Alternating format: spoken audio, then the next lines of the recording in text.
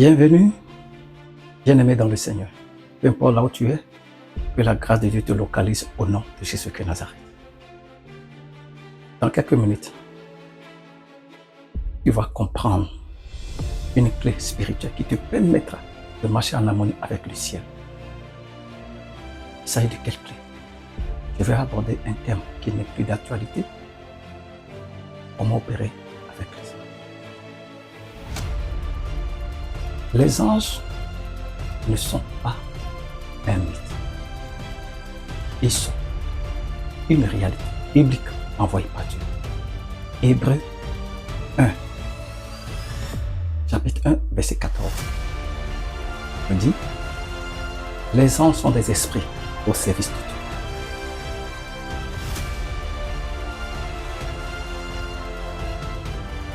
Comprendre leur mission, c'est comprendre comment le ciel soutient la destinée du croyant.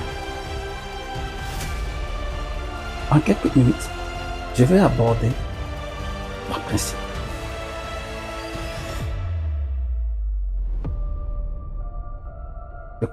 Sur comment opérer avec les anges. Le premier principe, c'est la parole de Dieu. Psaume 103, verset 20. Les anges obéissent à la voix de la parole de Dieu. Les anges n'obéissent pas à nos sentiments.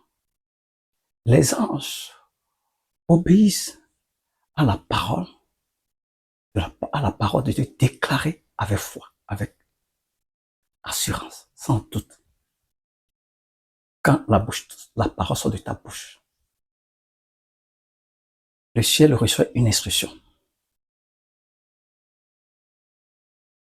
Là où l'homme marche, le ciel se mobilise. Sans plus tarder, je vais aborder le deuxième principe. L'aliment et l'obéissance. Les anges accompagnent ceux qui marchent dans la volonté de Dieu. Dans Hébreux 7, verset 3, je lis, je te donnerai libre accès parmi ceux qui sont ici. L'obéissance ouvre la porte spirituelle.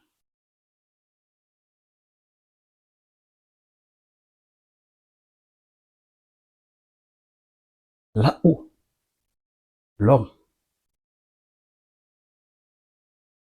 s'aligne, le ciel mobilise. Je vais aborder le troisième point, le troisième volet et le dernier volet. La prière. Dans le livre des Actes des Apôtres, chapitre 16, verset 25-26, on nous racontait l'histoire de Paul et Silas en prison. Ils étaient en prison enchaînés. Un ange puissant descend dans le lieu. Et le lieu trembla.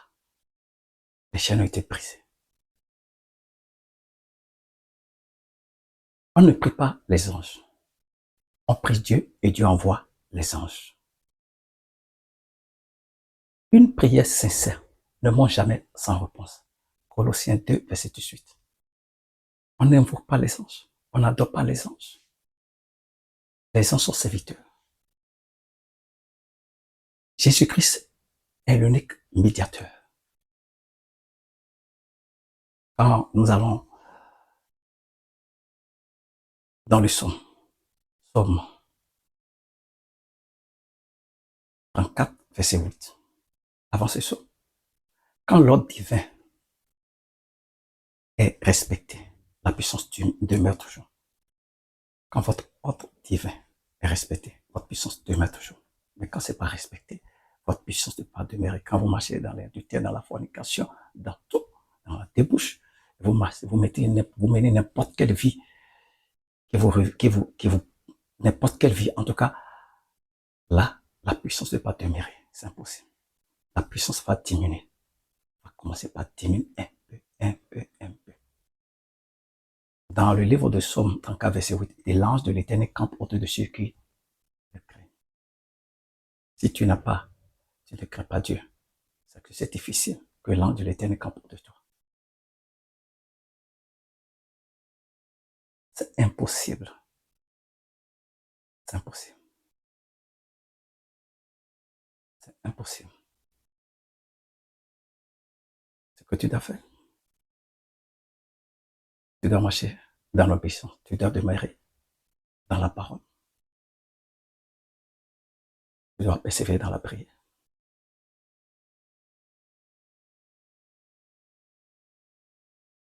Et voilà déjà les trois points importants que je te donne. La parole, l'obéissance et la prière. Il faut persévérer dans la prière. C'est important. Quand tu marches avec Dieu, le ciel marche avec toi. Tu marches avec Dieu, le ciel marche avec toi. C'est automatique. Tu n'as pas à jeûner, tu n'as pas à pleurer, tu n'as pas à aller quelque part pour aller chercher l'implantation, ni rien, non. Il suffit que tu marches avec Dieu. Marcher avec Dieu, hein, c'est marcher dans l'obéissance, marcher dans sa parole, persévérer dans la prière, et comme ça, le ciel va marcher avec toi. Père, au nom de Jésus, j'ai pris ce matin pour quiconque qui écoute ce message, que toute assistance divine nécessaire dans sa vie soit activée maintenant au nom de Jésus qui est Nazareth. Toute assistance divine, angélique, dont il a besoin pour résoudre son problème, pour qu'il soit guéri, pour que sa décès soit restaurée, que cela lui soit libéré maintenant et activé au nom de Jésus qui est Nazareth. J'ai prié